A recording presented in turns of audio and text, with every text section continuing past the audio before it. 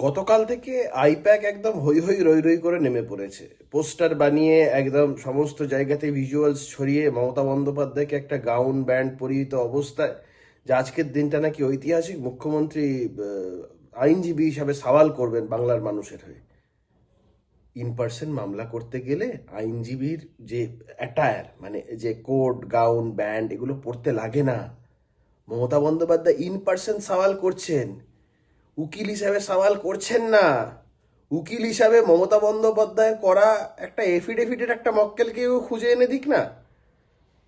আচ্ছা, মমতা বন্দ্যোপাধ্যায় যদি ওকালতিতে এতটাই পাণ্ডিত্য তার থেকে থাকবে, তার ভাইপো, তার আদরের নিজের আপন ভাইপো মামলাগুলো করানোর সময় অন্য উকিল খোঁজেন কেন? নিজের বাড়িতে এত বড় উকিল আছে, পিসি পিসিকে দিয়ে মামলা করান না কেন? একটা হাস্যাস্পদ পরিস্থিতি তৈরি হচ্ছে। সুপ্রিম কোর্টের জজেরা সবাই খুব একটা গুরুগম্ভীর পরিস্থিতির মধ্যে সারাদিন থাকেন। আজকে তাদের জন্য একটা কমিক রিলিফের দিন, একটা হাসি ঠাট্টার দিন। সবাই ভালো থাকবেন, উপভোগ করুন।